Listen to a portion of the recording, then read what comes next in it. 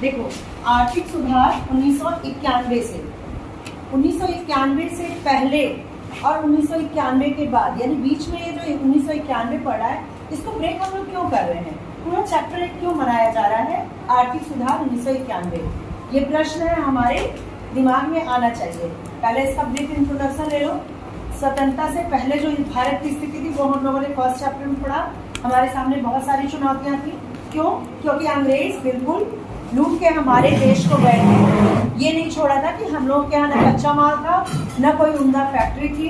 तो इस स्थिति में जब स्वतंत्रता प्राप्त हुई हमें, तो हम स्टैंड किए। पहले धीरे धीरे घसीटते हुए जो आर्थिक विकास था उसको धीरे धीरे बढ़ाया हमने। कृषि से उद्योग की ओर, कभी उद्योग से कृषि की ओर ध्यान देना। ये करते हुए एक काम और किया हम लोगों ने। क्या किया? हम अंग्रेज से इतने दगे हुए थे, मतलब कि इतना झेला हुआ था हमने 200 वर्ष की गुलामी, कि अब हम सारे जो अपने संबंध थे विदेशों से, उसको बहुत सीमित कर दिया हमने। इतने तक सीमित कर लिया कि हमारा व्यापार बहुत संकुचित हो गया। अब इसका परिणाम क्या होगा? जैसे आप अपने घर के खिड़की दरवाजे बंद कर लो और आप कहीं भी न जाओ, किसी बाहरी से संबंध न रखो, तो क्या आपका डेवलपमेंट सही से होगा? नहीं होगा। आप तो सीख नहीं पाओगे। सीखने के लिए कहीं बाहर जाना होगा, दुनिया के जो उतार चढ़ाव से झेलना होगा, कई तरह के लोग मिलेंगे। तो जब तक आप झेलोगे नहीं, तब तक आप विकास नहीं कर सकते। और किसी से प्रतियोगिता तो बिल्कुल नहीं कर सकते। जो लड़कियां प्राइवेट, अगर वो बचपन से घर में पढ़ी हैं और आप लोग बचपन से स्कूल में पढ़े हो, आप दोनों का कंपटीशन कराया जाए तो जीतेगा वही जो दुनिया को झेल रहा है। समझ रहे हो ना? लेकिन हमारा जो भारत था वो इतना डरा हुआ था कि उन्होंने अपने व्यापार बहुत सीमित कर लिए। विदेशों से संबंध जो है वो बहुत सीमित कर लिया। इसका परिणाम क्या हुआ कि 1990-91 आते आते हमारे देश में ये एक संकट, विदेशी मुद्रा भंडार का संकट उत्पन्न हो गया। अब विदेशी मुद्रा भंडार क्या है, इसको ब्रीफली जान लो। हर देश में विदेशों की मुद्रा का भंडार होता है। जो भी चीजें हम आयात करते हैं, जैसे हमारे यहाँ पेट्रोलियम, कुछ चीजें ऐसी जो आयात नहीं करेंगे तो चलेगा ही नहीं। तो पेट्रोलियम हुआ, और भी चीजें जो हम लोग आयात करते थे, उसके बदले हम जैसे अमेरिका से मंगाया तो उसे रुपया थोड़ी दोगे, क्या देंगे? डॉलर देंगे। डॉलर जो सर्वमान्य मुद्रा है वो देंगे हम। लेकिन उस डॉलर का एक पूरा फंड रखना पड़ता है अपने पास, भंडार रखना पड़ता है। वो भंडार हमारा कम हो गया। क्यों? क्योंकि आ तो रहा है, चीजें हम खरीद रहे हैं लेकिन बेच नहीं रहे हैं। आयात का व्यापार एकदम धीमा पड़ गया। तो हमारे पास ये जो पैसा है वो एकदम कम हो गया। आपको याद दिलाएंगे, कोरोना टाइम में बहुत घरों में जो पैसा था वही पैसा चलाना था, क्योंकि न बाहर जाना है, न बाहर से कुछ कमाना है। तो वो अगर स्थिति और महीने रहती तो लोग बिल्कुल खाने के लाले पड़ जाते। बहुत जगहों में पड़ ही गए, बहुत घरों में, कि भाई कमा ही नहीं रहे हैं और खर्चा तो करना ही करना है क्योंकि खाना है। ठीक, तो हमें बाहर जाना पड़ता है। और इंडिया जब अपने खिड़की दरवाजे बंद कर लिया उसने, तो उसको एक संकट का सामना करना पड़ा, विदेशी मुद्रा भंडार। तो ये संकट महासंकट था। हमारे पास 6 हफ्ते से ज्यादा का मुद्रा भंडार नहीं था। यानी उसके बाद हमारा देश ही दिवालिया घोषित हो जाता। न तो हमारे यहाँ से कोई, अगर तुम जानोगे कि ये लड़की, इसके पास पैसा बिल्कुल है ही नहीं, 2 दिन के खाने भर का पैसा है, तो तुम इसको उधार दोगे?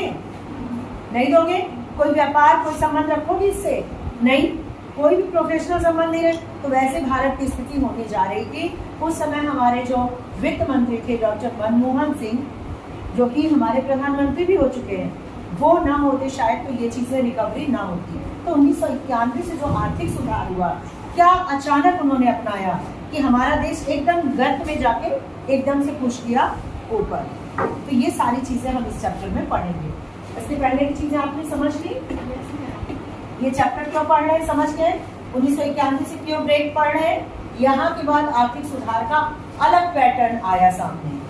ठीक है, जैसे लड़की को या लड़की को घर में ही बचपन से बंद रखो और समझ जाओ कि नहीं अब इसका विकास नहीं होगा, उसके बाद उसको 9th 10th से खोलना शुरू करो, उसको भेजो बाहर। तो अब भारत की स्थिति ऐसी कुछ होने जा रही है। ठीक है, तो इस चैप्टर को हम लोग शुरू करेंगे।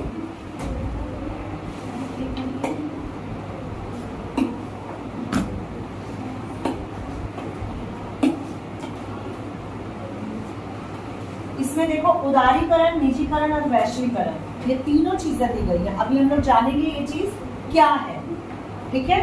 उदारीकरण, निजीकरण और वैश्वीकरण दिख रहा है सभी को। अब देखो इसमें बोला गया है कि स्वतंत्रता के बाद भारत ने मिश्रित अर्थव्यवस्था के ढांचे को अपनाया। मिश्रित अर्थव्यवस्था क्या होती है? जिसमें सरकारी और निजी दोनों ही संस्थानें हों। मिश्रित अर्थव्यवस्था को हमने अपना लिया था, सरकारी और निजी था, ठीक। उसके बाद हमने इतना ज्यादा नियंत्रण किया, नियमन और नियंत्रण के लिए इतने अधिक नियम कानून बनाए गए कि आर्थिक समृद्धि और विकास की समूची प्रक्रिया अवरुद्ध हो गई। यानी नियम कानून, अगर हमारे देश में कोई आ रहा है, अगर हमारे देश में कोई पूंजी लगाना चाह रहा है विदेशी व्यक्ति, तो हमने 10 पेपर रख दिए कि उनको पार करो तब जाके हो। जैसे आप एडमिशन लेते हो इस कॉलेज में, अगर यहाँ आपको बहुत पेचीदा हो एडमिशन, तो बहुत सारी लड़कियां बोलेंगी छोड़ो यार कौन पढ़े, है कि नहीं। अगर आसान है कोई चीज तो आप तुरंत वो चीज करने में आगे बढ़ते हो। अगर एक फॉर्म भरना है तो आप एडमिशन फटाफट लोगे, अगर 10 या 20 फॉर्म भरना है तो आप हतोत्साहित हो जाओगे, है ना। जैसे आजकल शॉपिंग होती है, एक क्लिक करने पे सीधे यूपीआई आज बताया जा रहा था ना, अर्चना मैम ने बताया, तो एक क्लिक करने पे आपका तुरंत पैसा जा रहा है, तुरंत आप शॉपिंग कर ले रहे हो, तो शॉपिंग बढ़ गया है लोगों का। अगर यही चीज बैंक जाना पड़ता, निकालना पड़ता पैसा, उसके बाद शॉपिंग करनी पड़ती, तो हम नहीं कर पाते। तो वही हालत हुआ कि नियम और कानून, यहाँ देखो नियम कानून इतने बनाए गए कि हमारी विकास और आर्थिक समृद्धि ये अवरुद्ध हो गई। छोटी सी चीज हम बता दें, आर्थिक समृद्धि और आर्थिक विकास में क्या अंतर है, ध्यान से सुनना। आर्थिक समृद्धि, ग्रोथ, जब देश में पैसा बढ़ता है, जैसे एक इंसान की बात करते हैं, आपको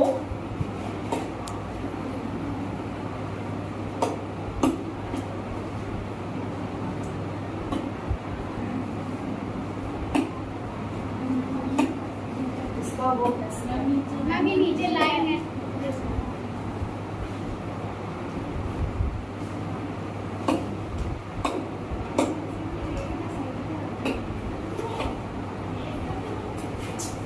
एकदम या तो मुद्दा हो जा रहा है एकदम।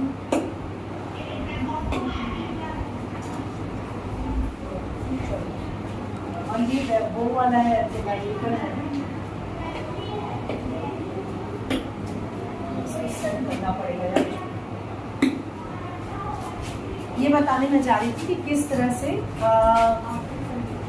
आर्थिक समृद्धि क्या होता है। जैसे एक लड़की है, ठीक है, अगर या एक इंसान है, अगर वो कमाई कर रहा है, ठीक है, वो दिन प्रतिदिन ज्यादा कमाई उसकी होती जा रही, तो ये क्या है, उसका ग्रोथ है, यानी उसने कमाया ज्यादा।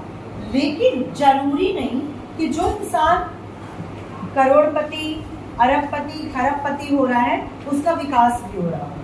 विकास के लिए क्या जरूरी है कि उसका पढ़ा लिखा होना, जागरूक होना, समझदार होना, उसके बच्चे स्वस्थ हो, उसके बच्चे स्कूल जा रहे हो, उसका जो लाइफ का स्टैंडर्ड है वो अच्छा हो, ठीक है। तो गरीब व्यक्ति भी विकास कर सकता है और अमीर व्यक्ति भी ऐसा हो सकता है कि विकसित ना हो।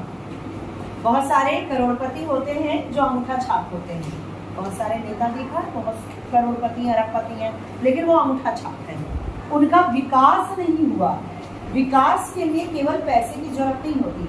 समृद्धि का मतलब आपका पैसा बढ़ रहा है, भारत का पैसा बढ़ रहा है, समृद्धि, ग्रोथ हो रहा है, यहाँ का उत्पादन बढ़ रहा है, यहाँ का पैसा बढ़ रहा है। लेकिन विकास का मतलब ये पैसा और ये समृद्धि पूरी तरह फैला हुआ है। अगर 5 लोग हैं मान लो कि, या 2 लोग हैं, अगर एक देश में केवल 2 लोग हैं, मान लिया एक व्यक्ति करोड़पति है और एक व्यक्ति मतलब उसकी जो डेली कमाई है वो 20 रुपए है, वो बहुत गरीब है। लेकिन जब पूरे देश का हम देखेंगे समृद्धि तो करोड़ों में आएगा। 0 + 10 को जोड़ोगे तो 10 आएगा, तो देश का तो 10 आ गया, लेकिन विकसित तो नहीं है ना, एक तो बिल्कुल गरीब है। तो विकास किसे कहेंगे? जब इसके पास 5 हो, इसके पास 5 हो, तब जोड़ के 10 आए तो हम कहेंगे समृद्धि भी है, विकास भी है। अगर 10 ना भी हो, 2 और 2 4 भी हो तो भी विकास है, एक पूरा का पूरा विकास है। सब लोग पढ़ रहे हैं, सब, कोई गरीब नहीं है, गरीब अमीर की खाई नहीं है, स्वस्थ है लोग, स्वच्छता का पूरा वो है। मतलब कि विकास एक सर्वांगीण धारणा है, संपूर्ण धारणा, और समृद्धि एक अलग धारणा है, उसका एक पार्ट है। कोई समृद्ध है जरूरी नहीं कि वो देश विकसित भी है। विकसित होने के लिए समृद्धि जरूरी है, लेकिन समृद्धि के लिए जरूरी नहीं कि विकसित भी है। समझ में आ रहा है डिफरेंस इसमें? उसके बाद है वस्तुओं का उत्पादन करता है, साथ ही कृषि उत्पादन की निरंतर वृद्धि द्वारा खाद्य सुरक्षा सुनिश्चित हो चुकी है। 91 में भारत को, यहाँ ध्यान दीजिए, विदेशी ऋणों के मामले में संकट का सामना करना पड़ा। परसेंटेज इसका कहाँ से बढ़ा था? बड़ा मैं यहाँ से प्लस, हाँ मैं बहुत सारी ठीक है ना?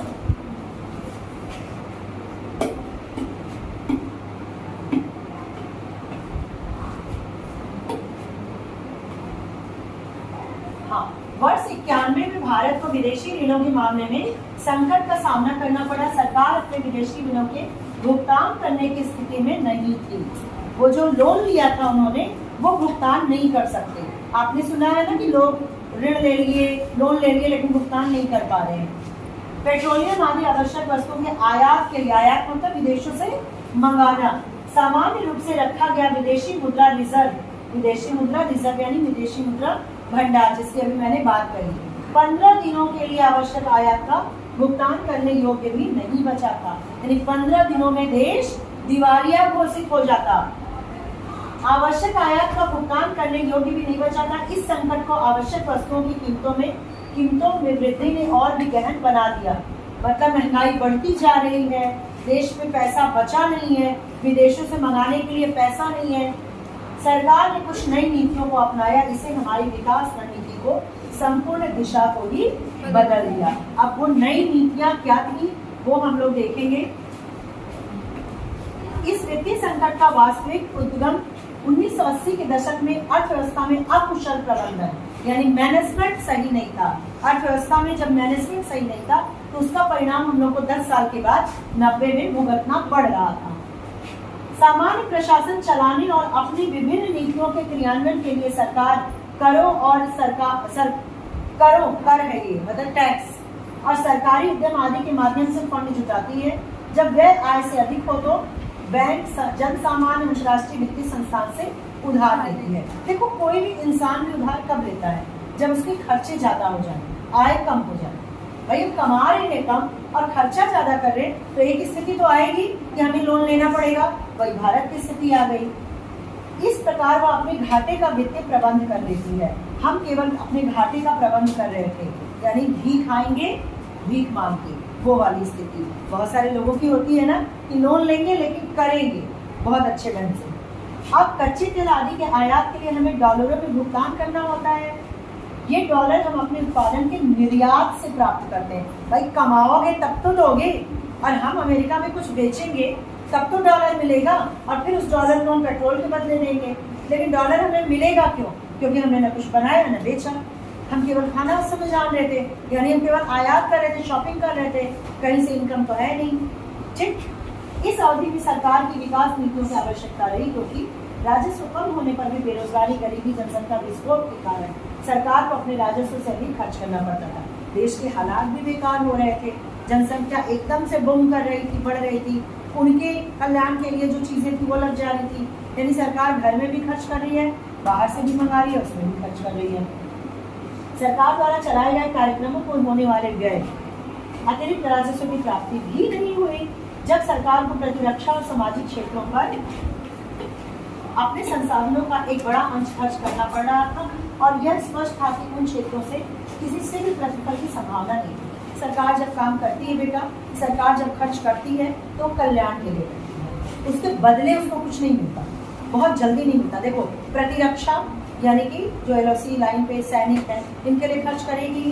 कल्याण, स्वास्थ्य, शिक्षा, ठीक है, आपको जितने यहाँ मिल रही सुविधाएं उतना क्या फीस आप दे रहे हो? नहीं दे रहे हो। गवर्नमेंट कॉलेज है, यानी गवर्नमेंट ने आपका फीस भरा, यानी गवर्नमेंट दे रही है, तो दे कहाँ से रही है? ये भी आप जान लो, टैक्स लेके ही दे रही है। लेकिन टैक्स भी कब लेगी? जब हमारी कमाई हो।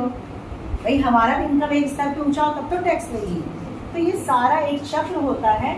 एक जगह भी अगर गड़बड़ हुआ तो वो चक्र नहीं चलेगा और यहीं पे आके सरकार मतलब गिरने लगी। सरकार अपने बचे हुए राजस्व बहुत ही सोच विचार कर प्रयोग करती। बढ़ते हुए खर्चों की पूर्ति के लिए सार्वजनिक उद्यमों से भी अधिक आय अर्जित नहीं हो पा रही थी। सार्वजनिक उद्यम यानी सरकारी फैक्ट्री, सरकारी अस्पताल, कॉलेज जो भी है, ये उद्यम की बात करें यानी फैक्ट्री। कई बार तो अंतर्राष्ट्रीय संस्थान अन्य देशों से उधार ले गए विदेशी मुद्रा को उपभोग कार्यों पर ही खर्च कर दिया गया। मतलब हम लोन ले रहे हैं विदेशों से, किसी ऐसा नहीं कि संकट आ गया, बल्कि केवल खाने के लिए, अपने जनरल उपभोग के लिए इतनी हमारे मतलब खाने के लाले पड़ेंगे। ठीक, इस प्रकार के अनावश्यक खर्चों, देखो बताया जा रहा है कि आप ये खर्चे अनावश्यक थे, नियंत्रित करने का न तो कोई प्रयास किया गया, न ही निरंतर बढ़ते आयात के लिए वित्त जुटाने की दृष्टि से निर्यात संवर्धन पर ही पर्याप्त। निर्यात संवर्धन यानी भैया कमाई भी कर लो, निर्यात केवल शॉपिंग ही करोगे, आयात ही कर रहे हैं हम। आयात बार बार मैं रिपीट कर रही हूँ बच्चों, आपके दिमाग में बैठ जाए। आयात का मतलब आया, आएगा तो हम देंगे पैसा, और निर्यात माने गया तो हम लेंगे पैसा उनसे। तो निर्यात संवर्धन, निर्यात को बढ़ाने पे कोई ध्यान नहीं दिया गया, केवल आयात एंड आयात में। ठीक, इंपोर्ट हो रहा था, एक्सपोर्ट नहीं हो रहा। 80 के दशक के अंत तक सरकार का व्यय उसके राजस्व से इतना अधिक हो गया कि ऋण के द्वारा व्यय धारण क्षमता से अधिक माना जाने लगा। यानी लोन इतना ले लिया कि उसको चुका ही नहीं सकते, हम जान रहे नहीं चुका सकते, फिर भी हमें लोन लेना पड़ता है। तो ये स्थिति दिवालिया को घोषित कर देगी। दिवालिया का मतलब क्या होता है? एक व्यक्ति जैसे बैंक उसको करप्ट घोषित कर देता है कि नहीं ये नहीं कर सकता, ये कर ही नहीं सकता, दिवालिया हो गया। 80 के दशक के अंत तक अनेक आवश्यक वस्तुओं की कीमतें तेजी से बढ़ने लगी। आयात की वृद्धि तीव्र रही, निर्यात की समृद्धि से कोई तालमेल नहीं हो पा रहा था। हमने पहले भी कहा विदेशी मुद्रा के सुरक्षित भंडार इतने क्षीण हो गए यानी कम हो गए कि देश की 2 सप्ताह की आयात आवश्यकताओं को भी पूरा नहीं कर पा रहे थे। अंतर्राष्ट्रीय उधारदाताओं की ब्याज चुकाने के लिए भारत सरकार के पास पर्याप्त मुद्रा नहीं बची थी और अंतर्राष्ट्रीय निवेशक भी भारत में निवेश कौन आएगा भारत में? जब कोई देश दिवालिया हो रहा है तो वो भारत में अगर आके निवेश करेंगे तो उनको पैसा कौन देगा? वो रोजगार हम लोग को देंगे, उनको यहाँ अपने फैक्ट्री को स्थापित करने के लिए पैसा कौन देगा? कौन यहाँ पूंजी लगाएगा जब लोग यहाँ दे ही नहीं पाएंगे उनके प्रोडक्ट को नाम। चलो अब बाकी लोग आगे पढ़ेंगे, ठीक है? थोड़ा सा पढ़ के आना आप लोग।